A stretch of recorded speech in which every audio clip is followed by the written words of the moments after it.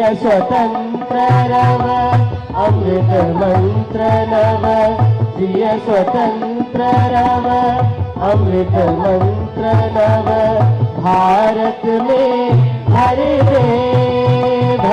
दे वीणा वादिनी भर दे वर दे वर दे वर दे वीणा वादिनी भर दे।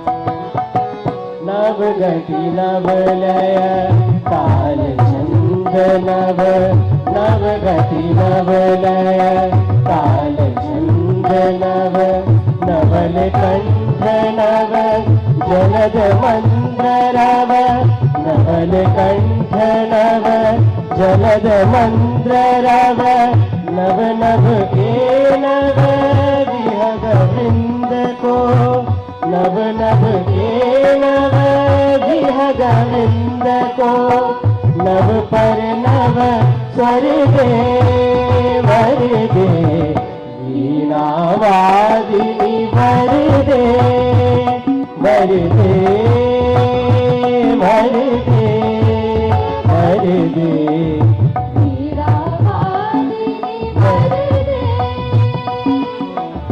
वीणा वादिनी भर दे वीणा वादिनी भर दे।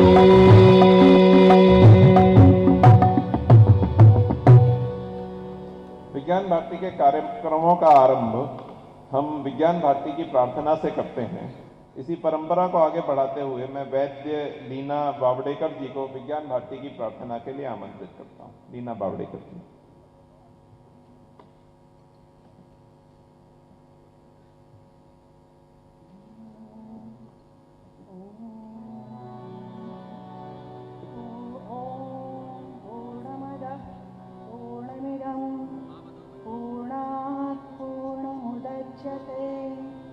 पूर्णस्य पूर्णमादाय पूर्णमेवावशिष्यते ईशावास्यमिदं सर्वं यत्किञ्च जगत्यां जगत् तेन त्यक्तेन भूयिथा मा वृधः कस्य स्विद्धनं विद्यां च यस्तद्वेदो भयं सः अविद्यया मृत्युं तीर्त्वा विद्ययामृतमश्नुते। सर्वे भवन्तु सुखिनः सर्वे सन्तु निरामयाः सर्वे भद्राणि पश्यन्तु मा कश्चित् दुःखभाग् भवेत्। शांति शांति शांति।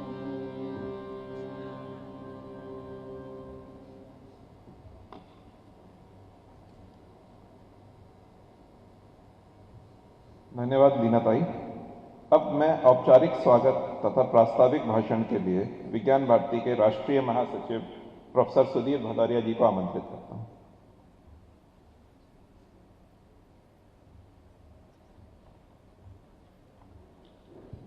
विज्ञान भारती के इस 5वें अधिवेशन के अवसर पर उत्तर प्रदेश की ऐतिहासिक नगरी के इस अब्दुल कलाम तकनीकी विश्वविद्यालय उत्तर प्रदेश में आपका हार्दिक स्वागत करता हूं। आप सबको जानकारी है कि विज्ञान भारती गत 30 वर्षों से अधिक समय से स्वदेशी विज्ञान आंदोलन के रूप में कार्य कर रही है। इस प्रक्रिया में अभी तक विज्ञान भारती के 4 अधिवेशन आयोजित कर चुके हैं। पहला अधिवेशन हमने नागपुर, उसके बाद भोपाल, इसके बाद बेंगलोर और उसके बाद एक वर्चुअल चौथा कोविड की परिस्थिति के कारण हमको वर्चुअल अधिवेशन आयोजित करना पड़ा था और अभी हम 5वां अधिवेशन आयोजित कर रहे हैं। इस अवसर पर आज के मुख्य अतिथि उत्तर प्रदेश के यशस्वी मुख्यमंत्री माननीय आदित्यनाथ योगी जी, माननीय सुनील जी एवं इस भारतवर्ष के विभिन्न प्रांतों से आए हुए सभी कार्यकर्ताओं का मैं हार्दिक स्वागत करता हूं। जैसा कि हम सबको जानकारी है, विज्ञान भारती लगभग 29 प्रांत में कार्यरत है। जम्मू कश्मीर से कन्याकुमारी तक, कच्छ से उत्तर पूर्वी क्षेत्रों तक हमारे यहाँ पर कार्यकर्ता उपलब्ध हैं। यहाँ तक कि मिडिल ईस्ट के कुछ देशों में भी हमारा कार्य चलता है। वहाँ से और जिस्ट के कार्यक्रम, विज्ञान भारती के एक प्रकल्प जिस्ट के यूनाइटेड स्टेट से भी कुछ डेलीगेट्स यहाँ पर आए हैं। हम लोग जानते हैं कि विज्ञान भारती का ये अधिवेशन हमने एक ऐसे सभी कार्यकर्ताओं को आमंत्रित किया है जो दायित्ववान कार्यकर्ता हैं, अर्थात उन पर किसी न किसी स्तर का कोई न कोई दायित्व है। इसके साथ कुछ विशेष आमंत्रित यहाँ पर व्यक्ति भी हैं। इसके साथ में उस दृष्टि से यह अधिवेशन एक छोटा अधिवेशन या लिमिटेड संख्या के अधिवेशन, जिसमें लगभग 550 से 600 लोग उपस्थित हैं, ऐसा आयोजित किया गया है। इस अवसर पर मैं सबका एक बार पुनः विज्ञान भारती की ओर से हार्दिक अभिनंदन करता हूं और आशा करता हूं कि इस 2 दिवसीय अधिवेशन में विज्ञान के समसामयिक विषयों, विज्ञान भारती की वैचारिक भूमिका, कार्यकर्ता विकास आज जैसे बहुत सारे विषयों पर चर्चा हो सकेगी और यहाँ से जाने के बाद हम सभी कार्यकर्ता मिलकर विज्ञान भारती के संगठनात्मक और वैचारिक भूमिका का और अधिक सुदृढ़ीकरण कर पाएंगे और एक संगठनात्मक विकास कर पाएंगे। इसी इच्छा के साथ आप सबका एक बार और स्वागत के साथ जय हिंद, जय भारत। धन्यवाद सुधीर जी। अब मैं विज्ञान भारती के राष्ट्रीय अध्यक्ष डॉक्टर शेखर मांडे जी से अनुरोध करता हूं कि वे कार्यक्रम के मुख्य अतिथि उत्तर प्रदेश के माननीय मुख्यमंत्री श्री योगी आदित्यनाथ जी को पुष्पगुच्छ देकर उनका स्वागत करें।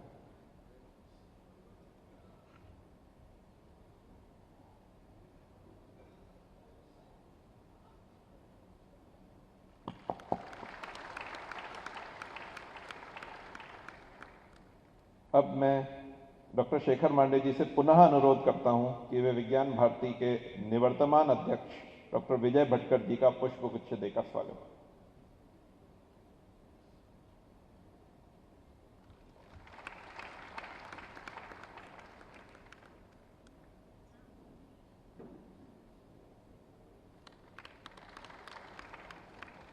मैं विज्ञान भारती के राष्ट्रीय महासचिव प्रोफेसर सुधीर भदौरिया जी से अनुरोध करता हूं कि वे विज्ञान भारती के राष्ट्रीय अध्यक्ष डॉक्टर शेखर मांडे जी, अधिवेशन में विशेष रूप से आमंत्रित माननीय सुनील अंबेकर जी, विज्ञान भारती के राष्ट्रीय संगठन सचिव माननीय जयंत सहस्त्रबुद्धे जी तथा इस विश्वविद्यालय के कुलपति प्रोफेसर प्रदीप कुमार मिश्रा जी का पुष्पगुच्छ देकर स्वागत करें। अब भारतीय स्वतंत्रता संग्राम तथा विज्ञान पुस्तक का हिंदी तथा मराठी संस्करण का विमोचन होगा। इस हेतु मैं प्रोफेसर रंजना अग्रवाल, जो विज्ञान भारती की अमृत महोत्सव समिति की संयोजिका भी हैं, को आमंत्रित करता हूं। प्रोफेसर। सुप्रभात। आज हमारे लिए परम सौभाग्य का विषय है कि विज्ञान भारती द्वारा संकलित 2 पुस्तकें हिंदी एवं मराठी में श्रद्धेय योगी आदित्यनाथ जी, हमारे यशस्वी मुख्यमंत्री उत्तर प्रदेश के कर कमलों द्वारा किया जाएगा। मैं माननीय मुख्यमंत्री जी से सविनय अनुग्रह करती हूँ कि वो हिंदी पुस्तक स्वतंत्रता आंदोलन एवं विज्ञान, स्वतंत्रता संग्राम की अनकही गाथा का विमोचन करें।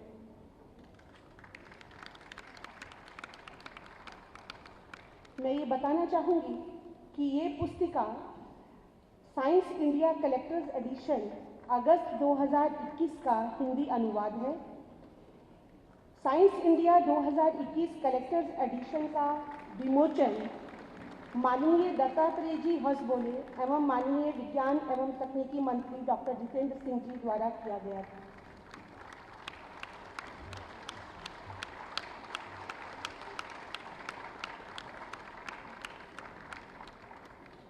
धन्यवाद महोदय।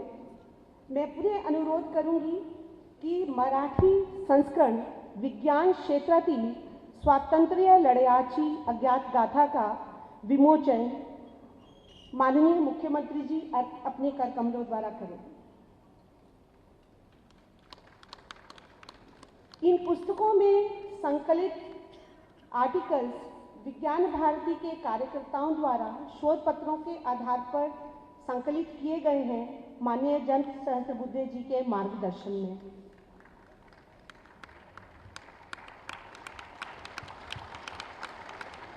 इन पुस्तकों में वैज्ञानिकों के विभिन्न पक्षों को किस तरह उन्होंने अंग्रेजों की साम्राज्यवादी दमनकारी नीतियों को सहा, परंतु फिर भी उससे निरुत्साहित न होकर उन्होंने ऐसे भारतीय मूल विज्ञान की संरचना की कि जिससे वो नई संस्थाएं स्थापित कर पाए, भारत का वैज्ञानिक आध्यात्मिक पक्ष रख पाए, देशभक्ति को उजागर कर पाए तथा भारत कैसे आत्मनिर्भर बने, आर्थिक एवं वैज्ञानिक राष्ट्रीयता की बात को इन पुस्तकों में बता पाए।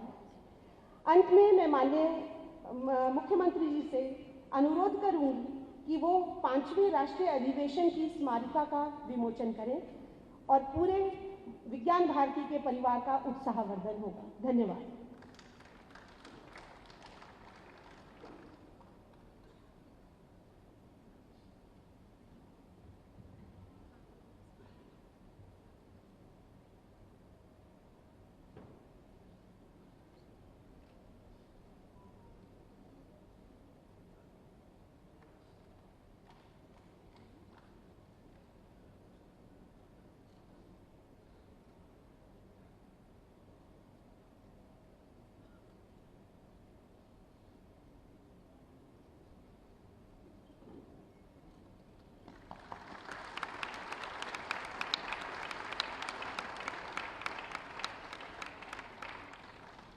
मंचासीन सभी अतिथियों का बहुत बहुत धन्यवाद। धन्यवाद रंजना जी। अब मैं देश के मूर्धन्य वैज्ञानिक महासंगणक परम के जनक पद्म भूषण से विभूषित विज्ञान भारती के निवर्तमान राष्ट्रीय अध्यक्ष जिनका स्नेह हमें लंबे समय से मिलता रहा है, से आग्रह करता हूं कि वो हम सबका मार्गदर्शन करें।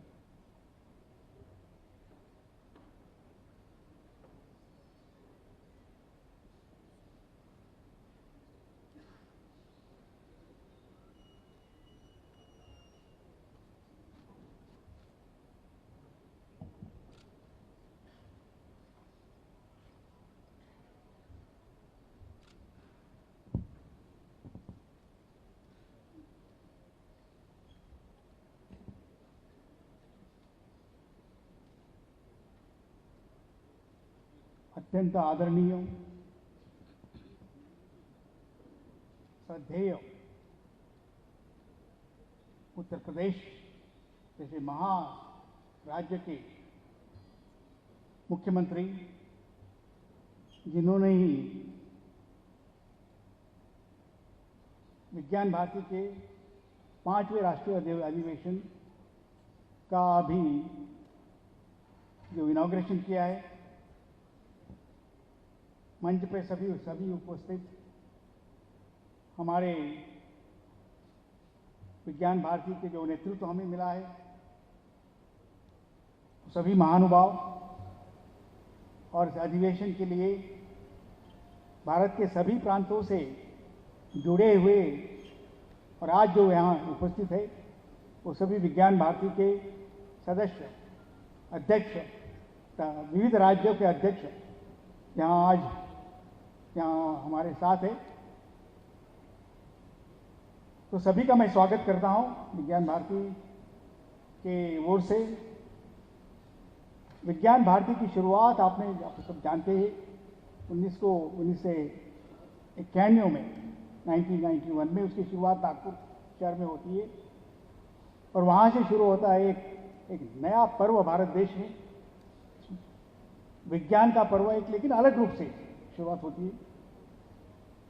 विज्ञान के शब्द को, जैसे कि हमारे हमारे वेदों में भी विज्ञान और अध्यात्म एक साथ जुड़े हुए और इसी की परिभाषा में इसको मध्य रखते हुए विज्ञान भारती की शुरुआत होती है। एक विज्ञान भारती की एक व्यापक भूमिका हम देश में लाते हैं। तब तक जो हम पाश्चात्य संस्कृति से जो हम ज़्यादा प्रभावित रहे थे, तो वहाँ कि भारत की भूमिका क्या होनी चाहिए। विज्ञान भारती नाम ही ऐसा है कि भारत के जुड़े भारत के संस्कृति से जुड़े हुए विज्ञान और उसकी भूमिका यहाँ भारत में ही नहीं तो सब दुनिया में क्या हो सकती है, इसकी पहचान हमें बनाना है। हम यही बात कर रहे थे कि विज्ञान की और भारतीय विज्ञान की क्या भूमिका होनी चाहिए, इसके बारे में हमने कल इसमें कुछ वहां किया था और इस डायरेक्शन में आगे हम बढ़ रहे हैं। हम मुख्यमंत्री जी से मैं कहना चाहूँगा कि जब हम विज्ञान भारती का इंडिया इंटरनेशनल साइंस फेस्टिवल 2018 में आपकी उपस्थिति में यहाँ से शुरुआत की थी, इसमें तो एक पूरा शहर एक उत्सव मना रहा। जो आप देखते हैं कि लखनऊ के शहर की जब हम आए तो देखा है कि पूरा शहर उत्साह मना रहा है, पूरा राज्य उत्साह मना रहा है। तो यही भूमिका होनी चाहिए। लगता है कि जहाँ जिस राज्य में, जिस राष्ट्र में, जिस संस्कृति में विज्ञान और अध्यात्म की जो ये पूजा होती है, इसमें मुझे लगता है कि वो राष्ट्र निश्चित रूप से ही आगे बढ़ेगा और संसार को मार्गदर्शन करेगा। यही हमारी भूमिका इस अधिवेशन में रहने वाली है और रही है। हम देखते हैं कि स्वातंत्र्य के संग्राम में विज्ञान की भूमिका क्या है। जयंत राव जी ने इस बारे काफ़ी लिखा है, काफ़ी बोला भी है इस बारे में कि विज्ञान और वैज्ञानिक की और विज्ञान की क्या भूमिका रही स्वतंत्रता के में अमृत महोत्सव के उपलक्ष्य में। हम उसके बारे में उसमें काफ़ी हम डिस्कस कर रहे हैं इसमें। तो मैं जानता हूँ, मैं समझता हूँ कि उत्तर प्रदेश की अभी भी नई सरकार हमारे सामने आई है और उत्तर प्रदेश को आगे बढ़ाना है। तो आप तो जानती है कि उसमें विज्ञान की भूमिका क्या हो सकती है। तो उस उपलक्ष्य में मुझे लगता है कि 5वां अधिवेशन एक मील का एक पत्थर होगा और एक नई भूमिका लेके उत्तर प्रदेश विज्ञान, प्रौद्योगिकी और सभी क्षेत्रों में, विज्ञान के क्षेत्र में, उसके साथ अध्यात्म की भूमिका रहेगी और एक नई दिशा विज्ञान भारती मुझे लगता है कि एक कोशिश करेगा उत्तर प्रदेश के सरकार के साथ काम करने के लिए। एक हमारी भूमिका रही है, जहाँ जहाँ हम गए, हम सभी सरकारों के साथ, सभी सरकारी संस्थाओं के साथ काम करने की कोशिश की है और उसी वजह से मेरे मेलजुल से इस काम करने की वजह से हमने विज्ञान की प्रगति भी काफ़ी अच्छी है हमारे देश में हुई है। हम चाहेंगे कि आपको कोई भी मदद इस क्षेत्र में, हमारे सभी लैबोरेटरीज की, हमारे सभी संस्थाओं की, विज्ञान और विज्ञान भारती की खास उसे जो जुड़े हुए सभी संस्थाओं की, जो हम सभी राज्यों में हम आपके साथ जुड़ जाने को तैयार है। उत्तर प्रदेश में सभी जिलों के साथ हम जुड़ने के लिए तैयार है और आपको कोई मदद नहीं मिलेगा कि हम आपके साथ काम करके उत्तर प्रदेश को एक भारत का एक उच्च एक राज्य हम बनाने की कोशिश करेंगे और आपके साथ काम करेंगे।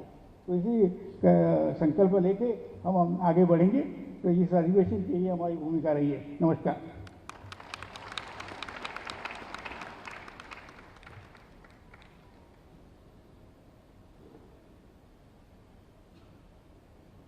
धन्यवाद विजय भटकर जी। अब मैं देश के दूसरे मूर्धन्य वैज्ञानिक CSIR के पूर्व महानिदेशक और अब हमारे जो राष्ट्रीय अध्यक्ष बने हैं ऐसे डॉक्टर शेखर मांडे जी से आग्रह करता हूं कि वो आए और हम सबका मार्गदर्शन।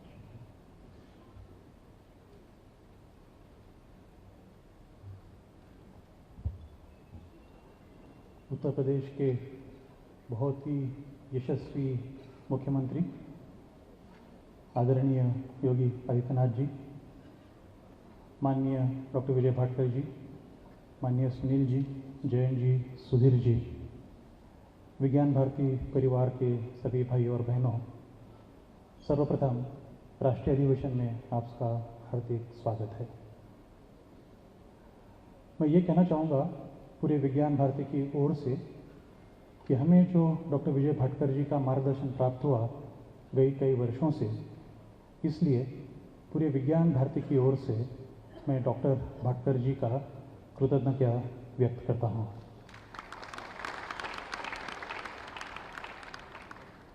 और हम सभी भगवान से प्रार्थना करते हैं कि डॉक्टर भटकर जी को दीर्घ और स्वस्थ आयु प्राप्त हो।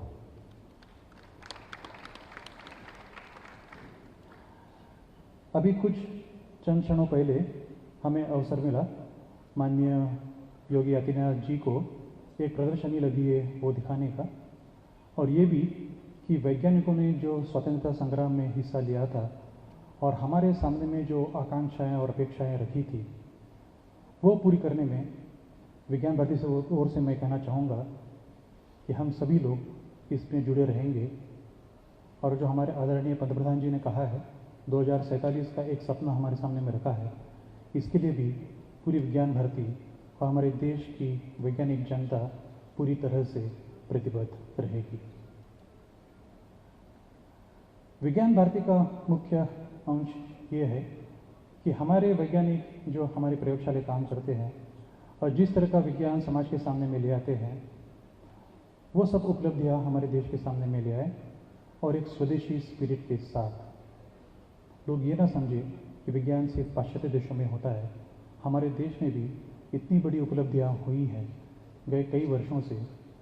और आप लोगों ने देखा कि कोविड काल में भी हमारे वैज्ञानिकों ने जो काम किया है हमारे देश के लिए, ये बहुत ही सराहनीय काम है। और इसी को आगे लेते हुए विज्ञान भारती पूरी तरह प्रतिबद्ध है आगे ले जाने के लिए। डॉक्टर भटकर जी ने भी हमारे सामने में कुछ लक्ष्य रखे हैं आने वाले समय के लिए, उसको भी पूरे करने में हम लोग प्रतिबद्ध रहेंगे। आप सभी लोगों ने मेरे पे जो विश्वास दिखाया और मेरे कंधों पे आपने जो जिम्मेदारी दी है, मैं आप सभी लोगों से वचन करता हूँ कि उसको पूरी करने की मेरी ओर से मैं कोशिश करूँगा। धन्यवाद, नमस्कार।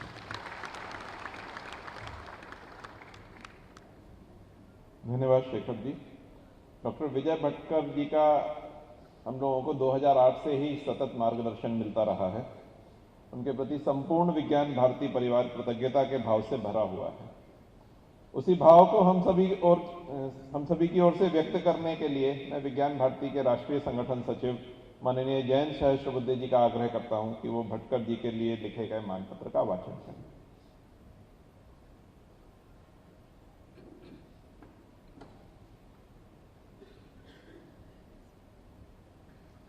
अभी इस कार्यक्रम में आदरणीय भटकर जी को हम सब मिलकर एक मानपत्र प्रदान करेंगे। उस मानपत्र को संस्कृत भाषा में लिखा गया है। आप सभी की जानकारी के लिए इस मानपत्र में क्या लिखा है वो मैं आपके समक्ष उसको पढ़ रहा हूं। मानपत्रम पद्मभूषणेन विभूषितः डॉक्टर विजय पांडुरंग भटकर वर्यः परम आदरणीय विज्ञान मनीषिणी विज्ञान भारती परिवारः भवादृशे विज्ञान मनीषिणे मानपत्रस्य अर्पणेन धन्यताम् अनुभवति। तावदस्माकं वारं वारं हार्दिकानि अभिवन्दनानि। भवान् अंतर्राष्ट्रीय वैज्ञानिकः भारते सूचना प्रौद्योगिकी पुरोधा भारतस्य प्रथम महासंगणकस्य परम इत्यस्य जनकत्वेन सुपरिचितः, तथैव देशस्य नैकेषां विज्ञान प्रौद्योगिकी परियोजनानां कर्णधारः, गतिविधीनाम् अनेकानां प्रणेता च। भवान् भारतीय विचार दर्शनानां न केवलं गहनाध्येता अपितु विज्ञानस्य आध्यात्मिकतायाश्च तर्कपूर्ण समन्वयकारः अनन्यचिन्तकश्च। भवता भारतस्य स्वीयायाः वैचारिकधिष्ठितशिक्षायाः विकासार्थं सततं प्रयासः कृतः। नितरां समुचितं यत् भारत सर्वकारेण देशस्य गौरवं पुनഃस्थापयितुम् आधुनिकानां नालन्दादीनां विश्वविद्यालयादीनां स्थापनं विधाय महत्वाकांक्षी योजनानां नेमिरूपेण तत्र भवान् कुलपतित्वेन अधिष्ठापितः। तत्र भवन्तं पद्मभूषण पुरस्कारेण सम्मान्य केन्द्रशासनेन स्वतन्त्रस्य आत्मभारतस्य निर्माणे भवताम् अनुपम योगदानस्य गौरवः उद्घोषितः, यत् सर्वथा अनुकरणीय एव। अस्माकं सर्वेषामपि सौभाग्यं यत् 2008 तमवर्षादारभ्य इदानीं यावत् विज्ञानभारत्याः अखिल भारतीयाध्यक्षरूपेण भवतां मार्गनिर्देशः सान्निध्यं च सततं सम्प्राप्तमिति। अस्मिन् कार्यकाले विज्ञानभारत्या दर्शनस्य तथा विचाराणां कृतिरूपा प्रस्तुतिः विधायामेषु भवतां मार्गदर्शने निरन्तरं संवर्धमाना जाता।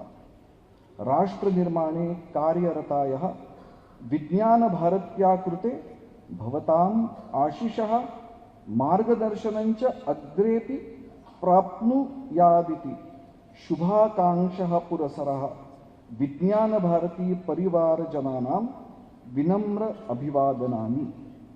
ज्येष्ठ कृष्ण द्वादशी विक्रम संवत 2079 आषाढ़ 4 शक संवत 1944 25 जून 2022 शनिवासरः स्थानम लखनऊ। धन्यवाद जयंत जी। अब मैं कार्यक्रम के मुख्य अतिथि माननीय योगी आदित्यनाथ जी से आग्रह करूंगा कि वो डॉक्टर विजय भटकर जी को मानपत्र देकर सम्मानित करें।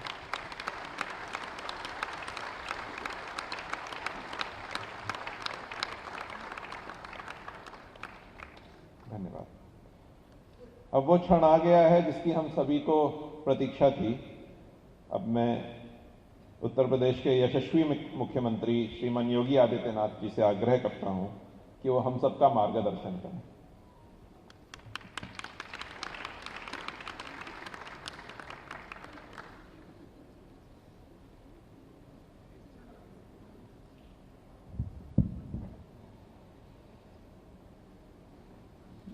विज्ञान भारती के 5वें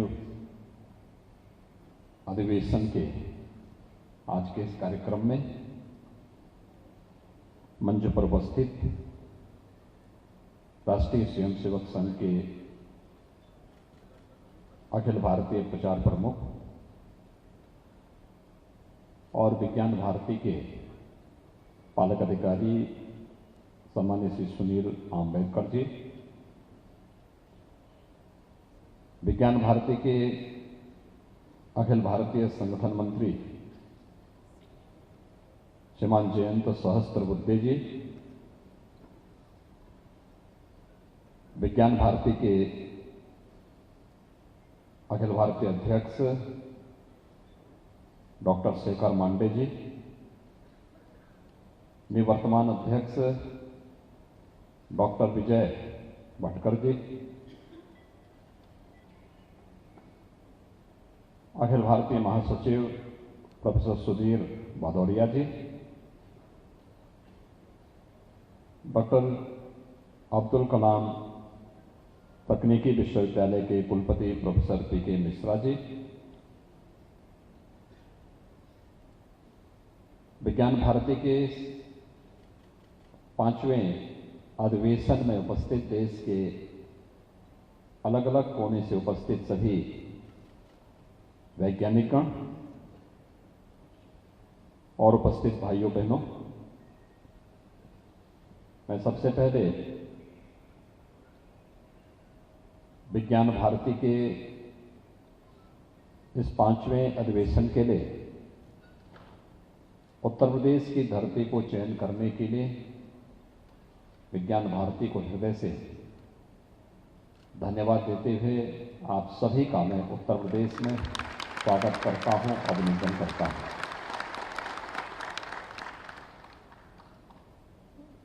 मुझे प्रसन्नता है कि भारतीय संस्कृति और परंपरा की आधार भूमि और उसका हृदय स्थल कहे जाने वाले उत्तर प्रदेश में स्वदेशी ज्ञान विज्ञान की इस परंपरा को आगे बढ़ाने के लिए निरंतर क्रियाशील और कम से कम पिछले 3 दशक से तो इस कार्य के साथ जो संस्था जुड़ी हुई है, ऐसे विज्ञान भारती की इस 5वें अधिवेशन का यहां पर आयोजन होना एक सुखद अनुभूति कराता है। मैं इस अवसर पर आप सबका हृदय से अभिनंदन करता हूं।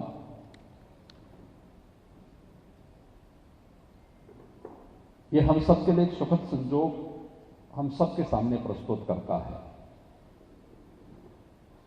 एक कि वास्तव में विज्ञान क्या है। मुझे लगता है कि हम सब की जो दृष्टि है, भारतीय दृष्टि है, किसी भी नए ज्ञान को हम विज्ञान मान लेते हैं और वो है भी विज्ञान। बहुत सारे लोग इस बात को सोचते होंगे कि विज्ञान भारती की आवश्यकता क्यों महसूस हुई, क्योंकि राष्ट्रीय स्वयंसेवक संघ जैसी संस्था का बरदहस्त जिसे प्राप्त हो, ऐसी क्या आवश्यकता पड़ी। क्योंकि अक्सर लोग इस बात को सोचते हैं, सामान्य बुद्धि के लोग ये मानते हैं कि क्या राष्ट्रीय स्वयंसेवक संघ की दृष्टि वैज्ञानिक है, तो हम सब इस बात को मान सकते हैं कि हां, एक वैज्ञानिक दृष्टि से राष्ट्रीय स्वयंसेवक संघ देश हित में, समाज के हित में कार्य करती है। और दृष्टि इसलिए राष्ट्रीय स्वयंसेवक संघ के संस्थापक डॉक्टर हेडगेवार जी स्वयं एक वैज्ञानिक थे, एक चिकित्सक थे। राष्ट्रीय स्वयंसेवक संघ के द्वितीय सरसंचालक जी सरदेव गुरु जी, वे एक वैज्ञानिक थे। राष्ट्रीय स्वयंसेवक संघ के अन्य जितने भी पूज्य सरसंघ चालक हुए हैं, वे सभी वैज्ञानिक दृष्टि से ओतप्रोत रहे हैं और ओतप्रोत हैं। ये अपने आप में एक वैज्ञानिक दृष्टि को प्रदर्शित करता है। दूसरा, भारतीय संस्कृति ने, भारतीय मनीषा ने कभी भी ज्ञान के विस्तार को और उसको अंगीकार करने के लिए कभी भी हमें कोई अवरोध सामने नहीं आने दिया। आनो भद्रा कर्तवो यंतो विश्वत, यानी ज्ञान जहां से भी आए उसके लिए अपनी दृष्टि को खुला रखो, यह भारतीय दृष्टि है। और मुझे लगता है कि अपने आप में इस बात को प्रदर्शित करता है कि भारतीय दृष्टि अपने आप में एक वैज्ञानिक दृष्टि है। आपने देखा होगा जब विज्ञान भारती की प्रार्थना हो रही थी, ओम पूर्णमदः पूर्णमिदं पूर्णात् पूर्णमुदच्यते का जब यहां उच्चारण हो रहा था, ये क्या था अपने आप में? यानी ये अपने आप में जब हम इस बात को कहते हैं कि भाई कोई फिजिकल रिएक्शन हो गया है या कोई केमिकल रिएक्शन हो गया है, सामान्य रूप से हम ये मानते हैं कि वह वस्तु नष्ट हो गई है। लेकिन भारतीय दृष्टि क्या कहती है इस मंत्र के माध्यम से? कोई वस्तु नष्ट नहीं होती है, उसका स्वरूप बदल जाता है। और यही तो वैज्ञानिक दृष्टि है। हमारी भारतीय मनीषा ने बहुत पहले इसके बारे में कह दिया था कि नहीं, कोई वस्तु नष्ट नहीं होती है, उसकी पूर्णता हमेशा बनी रहती है। और उस पूर्णता को बनाए रखने के लिए ही अपने आप में एक मंत्र पर्याप्त है कहने के लिए, जैसे विज्ञान भारती अपनी प्रार्थना के माध्यम से भी आपके सामने यहां पर प्रस्तुत की है। लेकिन इसमें बहुत कुछ अभी किए जाने की आवश्यकता है। मैं पीछे प्रदर्शनी में देख रहा था, अनेक भारतीय वैज्ञानिकों की दृष्टि इसके साथ जुड़ी हुई है।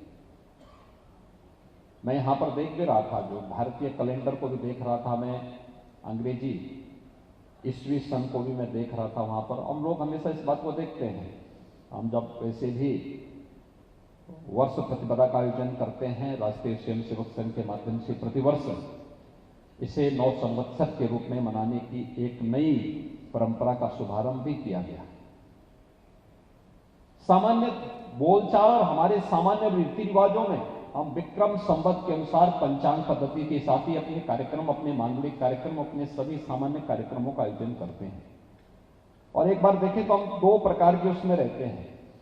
सरकारी कामकाज को हम हिंदी यानी अंग्रेजी तिथि के अनुसार करते हैं, लेकिन अपने घर के कार्यों को, मांगलिक कार्यक्रमों को या कोई भी अन्य शुभ कार्य का शुभारंभ हम लोग अपने पंचांग के अनुसार, भारतीय पद्धति और अपने विक्रम संवत की तिथि के अनुसार ही उस कार्यक्रम को, उसका मुहूर्त निकालते हैं, उसके अनुसार तिथि तय करते हैं और फिर उस कार्यक्रम को आगे बढ़ा करके उस शुभ के अनुसार ही करते हैं।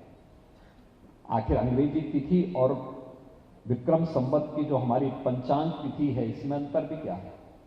अगर आप देखेंगे, अंग्रेजी जो तिथि है इसमें वैज्ञानिक दृष्टि नहीं है, लेकिन विक्रम संवत इसमें वैज्ञानिक दृष्टि है। अंग्रेजी तिथि में कोई भी मुहूर्त कौन कब हो रहा है उसका कोई निश्चित तिथि नहीं है। सूर्य ग्रहण कब लगना है और चंद्र ग्रहण कब लगना है, ये तिथियां बदलती रहेंगी। अंग्रेजी उसमें अगर आप उसमें देखेंगे तो उसकी तिथि बदलेगी, लेकिन अगर आप पंचांग के अनुसार देखेंगे तो पूर्णिमा के दिन ही चंद्र ग्रहण होगा और अमावस्या के दिन ही सूर्य ग्रहण होगा, उससे इतर नहीं हो सकता। लेकिन ये हमारे ऋषि मुनियों ने बहुत पहले इस बारे में बता दिया था। 500-500 वर्षों का पंचांग आपको देख सकते हैं लोगों के पास। यह अपने आप एक वैज्ञानिक दृष्टि है। केवल मनुष्य और प्राणी में ही संवेदना नहीं, बल्कि हरेक जंतु में भी, पेड़ पौधों में भी संवेदना है। यह भी एक भारतीय वैज्ञानिक ने, जगदीश चंद्र बसु, जो स्वतंत्रता संग्राम सेनानी भी थे, उन्होंने यह दृष्टि दुनिया को दी। एटम क्या होता है, यह दृष्टि भी भारतीय एक दार्शनिक ने, महर्षि कणाद ने सबसे पहले अपने वैशेषिक दर्शन के माध्यम से इस भाव को सबके सामने प्रस्तुत किया था। आज हम गॉड आर्टिकल की बात करते हैं। आखिर गॉड आर्टिकल क्या है? आत्मा की नश्वरता। ये भारतीय ऋषि बोल चुके हैं। और महाभारत में तो आपने देखा होगा, जब गीता का उपदेश भगवान श्री कृष्ण अर्जुन को देते हैं तो ये आत्मा के बारे में ही तो कहते हैं। ये हर काल, हर देश, हर परिस्थिति में रहेगी। इसको अग्नि नहीं जला सकती है, कोई इसको मार नहीं सकता, कोई इसे काट नहीं सकता है, तो मरने से क्यों डरते हो? अर्जुन को यही तो भगवान कृष्ण कहते हैं। केवल उसका रूपांतरण होना है। दुनिया आज उसको ढूंढ रही है। हमारा शास्त्र, हमारा दर्शन उसकी बृहद व्याख्या पहले ही कर चुका है, हजारों वर्ष पहले कर चुका है। अगर श्रीमद् भगवत गीता को आप देखें तो 5000 वर्ष तो आपके लिखित उसमें आ जाता है कि 5000 वर्ष पहले भी गीता का संदेश जितना प्रासंगिक था, आज भी उसका महत्व उसी रूप में है। लेकिन हम पिछड़े कैसे? क्योंकि हमने अपने ज्ञान को धार्मिक दृष्टि से तो अंगीकार किया, लेकिन उसका जो व्यावहारिक स्वरूप होना चाहिए था उसको अंगीकार करने का प्रयास हम लोगों ने इस रूप में नहीं कर पाए। आज भी मैं देखता हूं, हम अपने आसपास घटित होने वाली घटनाओं को देखते हैं, सब कुछ करते हैं, लेकिन उस पर नोट करने और लिखने की आदत नहीं है, डाटा कलेक्शन करने की आदत नहीं है। बड़े बड़े संस्थान हमारे बन गए हैं, लेकिन इन संस्थानों के अंदर डाटा कलेक्शन की आदत नहीं है। किसी कार्य को वैज्ञानिक दृष्टि से देखने की आदत भी नहीं है। मैं बार बार एक बात को देखता हूं। मैंने पूर्वी उत्तर प्रदेश में गोरखपुर और उसके आसपास के जनपदों में वो बीमारी ज्यादा थी और प्रदेश के लगभग 38 जनपद उस बीमारी से प्रभावित थे, जिसमें हर वर्ष जुलाई से अक्टूबर के बीच में 1,500 से 2,000 बच्चों की मौत होती थी और ये मौतें 4 दशक तक चलती रही। अब आश्चर्य करेंगे कि 4 दशक में जिन मौतों के लिए कोई बेहतर प्रयास मेडिकल साइंस की दृष्टि नहीं हो पाया, स्थानीय स्तर पर कार्यरत तमाम अन्य संगठन नहीं कर पाए। हमारी सरकार ने उस बीमारी के उपचार के लिए नहीं, उसके प्रबंधन के लिए मात्र 4 वर्ष में उस बीमारी से 95% मौतों को नियंत्रित किया है। 95% मौतें आज वहां कंट्रोल हुई हैं। अलग से कोई बजट का प्रावधान नहीं किया, बजट हर विभाग के पास पहले से था, लेकिन हम लोगों ने उन सबको जोड़ा है, आपस में जोड़ करके, और ये देखने का प्रयास किया कि वास्तव में इसका कारण क्या है।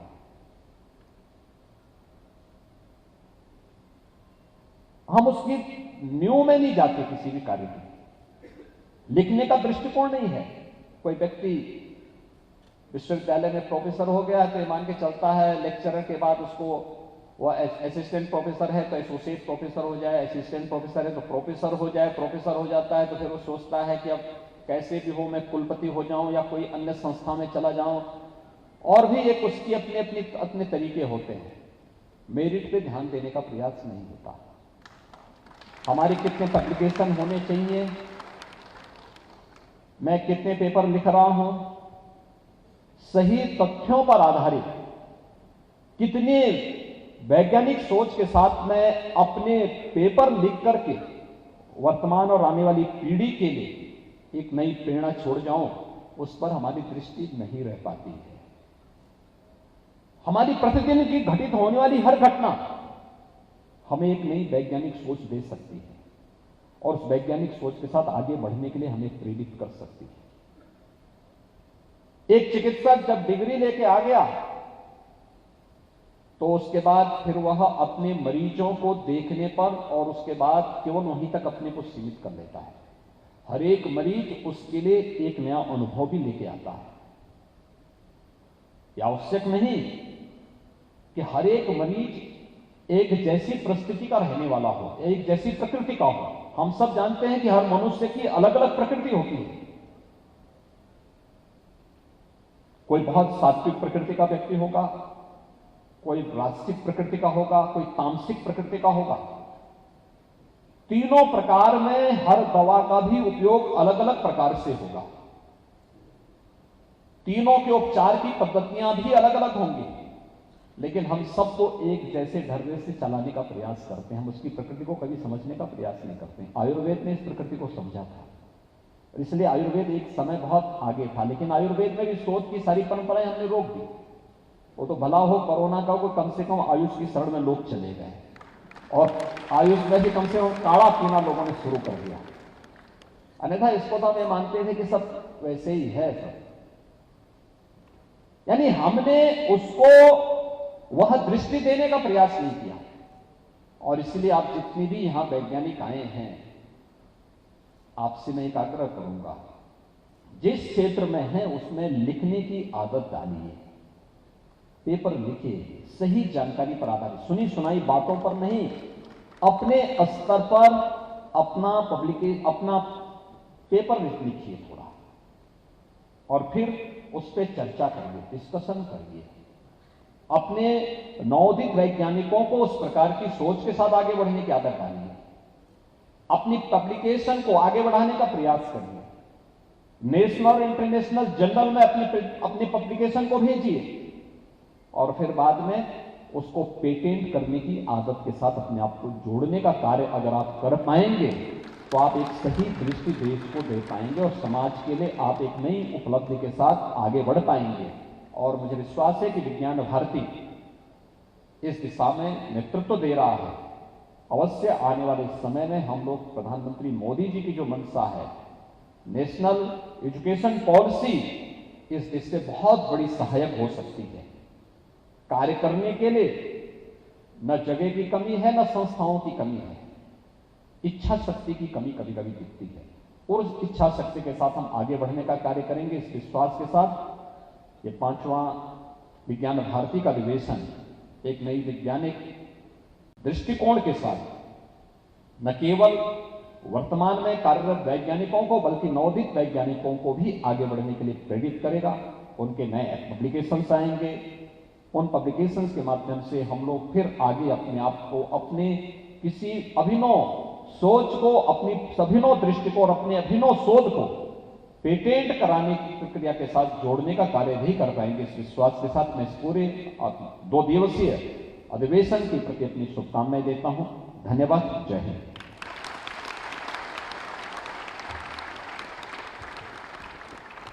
धन्यवाद श्रीमान योगी आदित्यनाथ जी। आपके मार्गदर्शन का हम सभी को निश्चित ही बहुत लाभ होगा, और मैं आपको विश्वास दिलाना चाहता हूं कि हम आपकी अपेक्षाओं पर खरे उतरने के लिए पूर्ण प्रयास करेंगे। कार्यक्रम के अंतिम चरण के रूप में मैं विज्ञान भारती के अवध प्रांत के अध्यक्ष प्रोफेसर सरोज बारिक जी को औपचारिक रीति से धन्यवाद ज्ञापन के लिए आमंत्रित।